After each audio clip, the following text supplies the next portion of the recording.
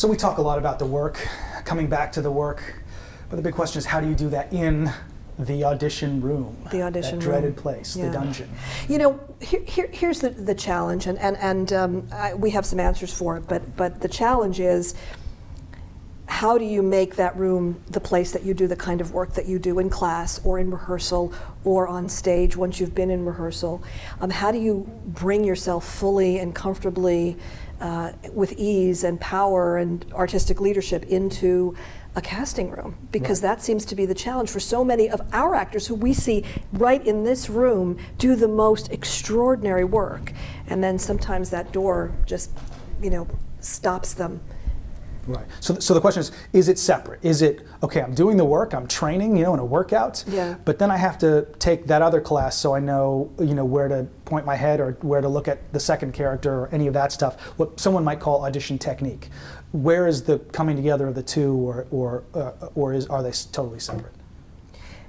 I think there is a separation to some extent, only in that you have to work so simply and so specifically and so quickly when you go in for an audition, and there is there are certain parameters in that. I like to think of it as especially when you're on camera, and these days most auditions you are on camera, even for theater sometimes. But whether you are on camera or not, I like to think of it as this is your close-up, this is your moment, this is your time, to do your work with a camera in there, helping you and doing the work with you and for you. But ultimately, I think the work is the work is the work. It's the same thing, and you have to be able to trust that whatever you know to be your fullest, boldest, most personal, specific work in a classroom setting or in a rehearsal setting is what you can and must bring into the audition room. And oftentimes, I think actors who think that cracking that code of the audition is what will bring success for them outside of doing, the emotional work or preparation of an actor.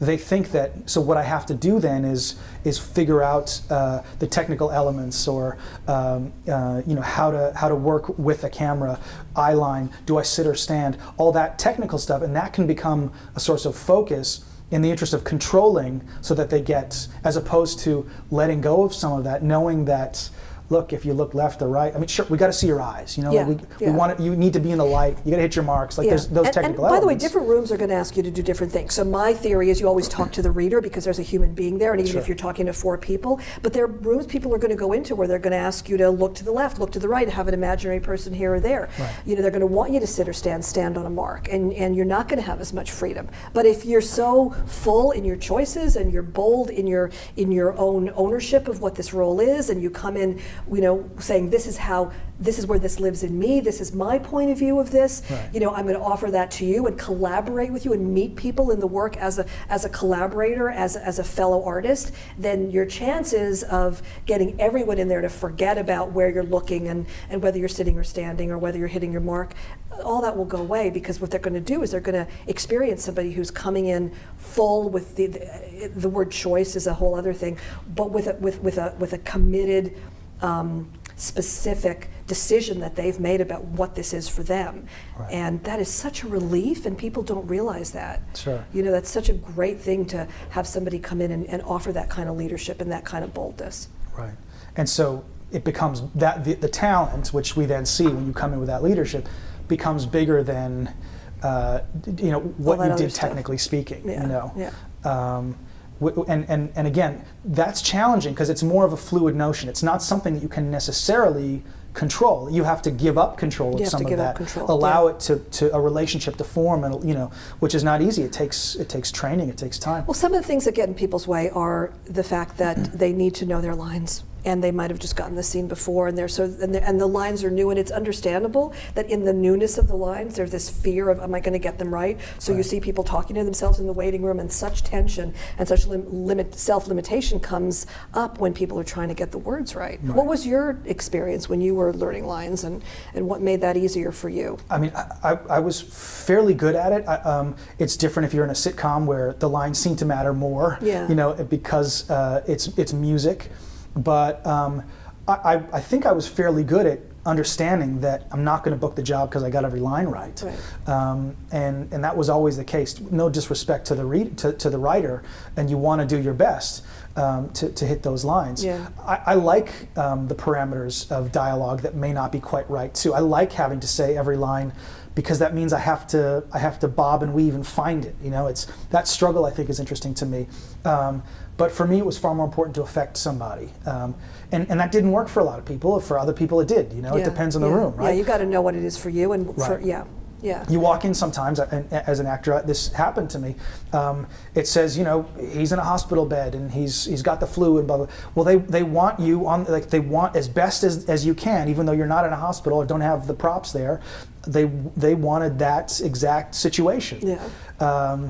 Which other people would say, look, you don't have to mind being on the scooter or driving the car. Right. We all we'll know. give you a car I wrote the the damn thing. I know. You don't have to tell me. You know what I mean? So, which I think is more the case. I think actors assume that they're supposed to do something to get it right for those people on the other side of the table, and those people they don't know what it is. They want you to come in and tell them what it is and take ownership of it. And I think the one thing that continues to be a source of challenge for people is this whole notion of connection and readers, and there's a bad reader there, or there's not a giving reader there, there's not a scene partner there, what will I do? And we talk a lot about how to embrace whatever reader is in front of you as a scene partner, as somebody who you're invested in. And I think that shift happens for people when they're able to engage with the reader fully. We talk about that all the time. And again, you can look at that from a technical standpoint, and how do I manage that if the reader's not getting me anything? And the technical way of going about that is finding a way to disconnect almost and offer what you have that was canned, when you coached or whatever, and so still deliver the quote unquote performance on the one end. On the other hand, and this is I think what we advocate, is seeing that as an amazing gift. That you've made your choices, you know what you need from the reader, and it's important. You made choices that the stakes are high, and you need that thing. And so if you're not getting what you want, it's, happy day. That's amazing. Yeah, there's your so obstacle now you got right to try there. harder to get that thing. Not act harder, but try harder. Yeah, try unique and different things. Because so long as the reader's not a sociopath, you probably have the ability to move her on an emotional level.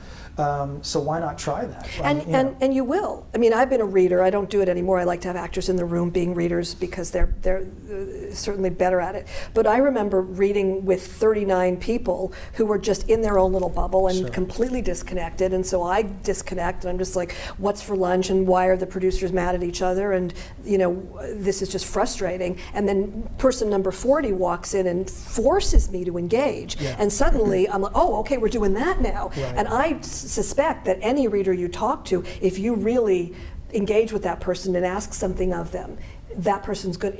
Like you said, if they're not a sociopath, they're a human being, they're going to respond in some way, and they'll be available to you to some extent. And it's a way of thinking about it that most actors don't. That you need something from them so desperately on an emotional level. You've had a day, the studio's calling, and you've seen so many people, and you can't find your person, and blah, blah, blah, blah, blah. You are desperately wanting someone to walk in there and offer their heart and be with you and need something from you and demand that you get, you're looking for that.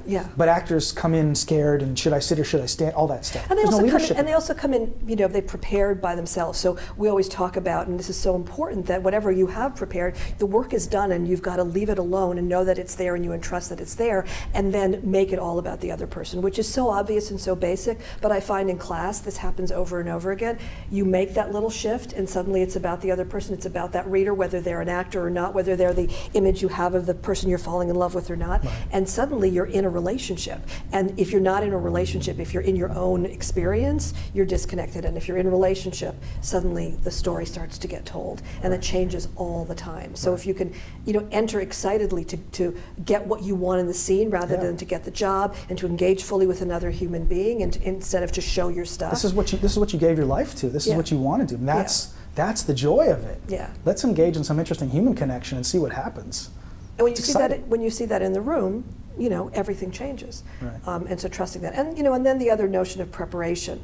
I find that happens a lot. I see that in class where people are preparing in such an over-manipulated way that as soon as you can just clear the trees and just say, well, just get to the specifics and the basics of what it is, and to start the scene with a very clear want, and to know how the story begins and where you're coming from, just right at the beginning, having done some of the other work. Right. We talk about that a lot. We do that in class, but how to make a choice, and how to still allow that choice to move. Right. Changes everything. So, actors coming in with generosity to offer something of themselves.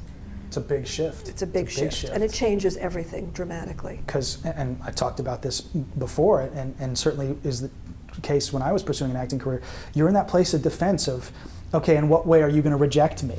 My dukes are up, as opposed to changing that. What can I give you? What does this reader need from me? Yeah. And that's your job as an actor, to give people that humanity. Yeah, we have to just keep reminding actors of that all the time, and ourselves. Ourselves too. Yeah.